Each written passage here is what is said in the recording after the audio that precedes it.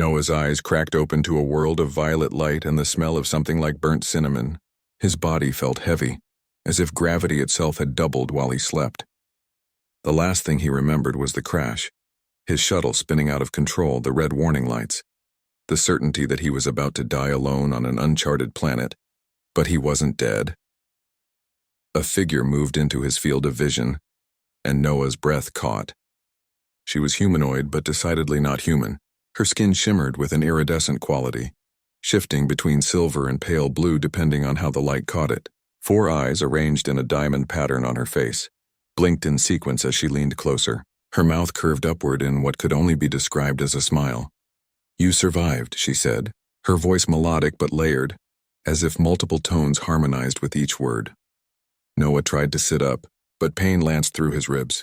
The alien medic, because that's clearly what she was, placed a 3-fingered hand gently on his shoulder.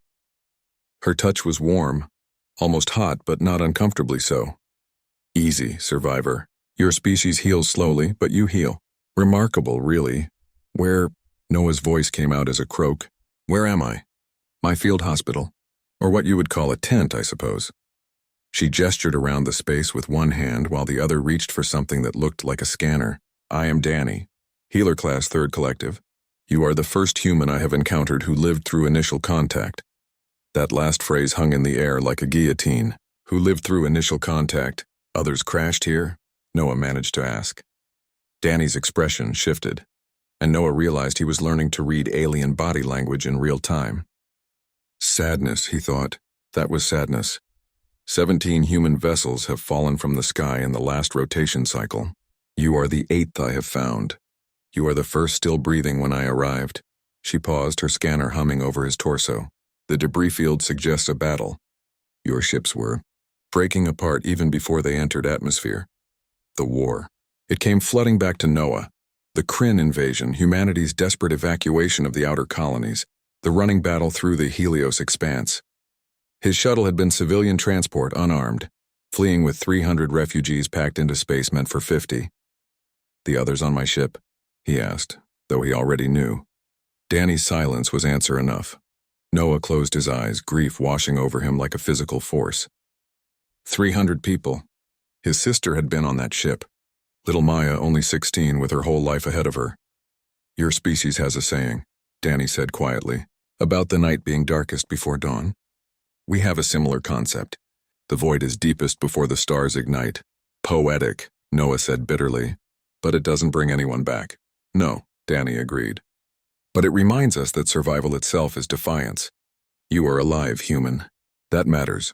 Over the following hours, Noah learned that Danny's people, the Viridians, were not involved in the war between humanity and the Kryn.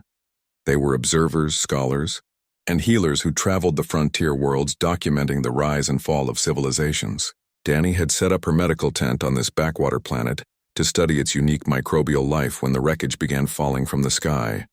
"Why save me?" Noah asked as Danny changed the biogel wrappings on his burns. "If you're just observers, why get involved?" All 4 of Danny's eyes fixed on him with an intensity that made him feel exposed. "Because observation without compassion is cruelty. And because I have studied your species for many years, Noah Chen of Earth. Your file was in the ship's database that I recovered." "Did you know that?" Noah shook his head. "Mechanical engineer, 3 civilian medals for disaster rescue. 1 stayed in a collapsing station for 16 hours to evacuate children while others fled." Danny's fingers worked with practiced efficiency. "Humans are fascinating. You are individually weak, fragile bodies, short lifespans, limited sensory range. By any logical assessment, you should have remained on your homeworld, trapped by your own limitations." "Inspirational speech," Noah muttered. "I am not finished." There was amusement in Danny's layered voice. "But you did not stay. You crawled out of your gravity well with chemical rockets and audacity. You colonized hostile worlds through sheer stubbornness. When the Kryn came with their superior technology and overwhelming numbers, every calculation said humanity would fall within a cycle." "We're falling now," Noah said. "No, you are fighting. There is a difference." Danny stepped back, examining her work. "The Kryn have conquered 47 species. They do this through overwhelming force followed by submission. But humans, you do not submit. Even now, even losing, you do not submit. You retreat, you adapt, you survive. Like you, Noah Chen. Your ship exploded around you. You fell 20,000 meters in an escape pod designed for half that stress. You crashed through bedrock and burning metal. Danny leaned close, and Noah could see strange patterns flickering in her iridescent skin, like bioluminescent constellations. And yet you survived. Do you know what that tells the galaxy? It tells us that humanity cannot be easily erased. It tells us that we were wrong to remain neutral, to observe without action. Because if a species this stubborn, this resilient, this irrationally hopeful can be destroyed, then eventually the Kryn will come for all of us. Noah stared at her, his mind racing. You're saying, I am saying that I have sent a message to the Viridian High Council. I have attached your survival against mathematical impossibility as evidence. I have argued that humanity represents something rare in the galaxy, a species that makes the universe itself bend to accommodate their continued existence. That's insane, Noah whispered. Yes, Danny agreed, her smile returning. Wonderfully, impossibly insane, like you. Like all humans. She handed him a device that looked like a communicator. This will reach my ship in orbit. You will rest for 2 more cycles. Then I will take you to the nearest human resistance base. Your people are scattered but not broken. They need engineers. They need survivors who can teach others how to refuse death. Noah took the device with shaking hands. Through the tent's translucent walls, he could see the alien sun setting in hues of green and gold. Somewhere out there, humanity was still fighting. His sister was gone, but her dream of a future of humanity reaching for the stars could still survive.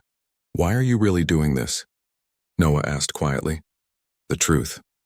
Danny was silent for a long moment, her 4 eyes reflecting the dying light. Because I have studied hundreds of species, Noah Chen. Most of them dead now, recorded only in archives. And I have learned that the universe is cold and vast and hostile to life. But occasionally, so rarely it seems like divine accident, a species emerges that refuses to accept this truth.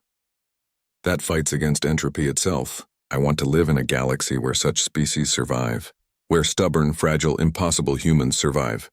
She placed her warm hand on his shoulder again. You woke up in my tent when you should have died. That is not luck. That is what humans do. You survive. Now rest, and tomorrow we begin teaching the galaxy what that truly means. As Noah lay back, pain medication flowing through his system, he found himself believing her. Humanity would survive, not because they were strong, but because they were too stubborn to accept extinction. He closed his eyes and, for the first time since the crash, felt something like hope.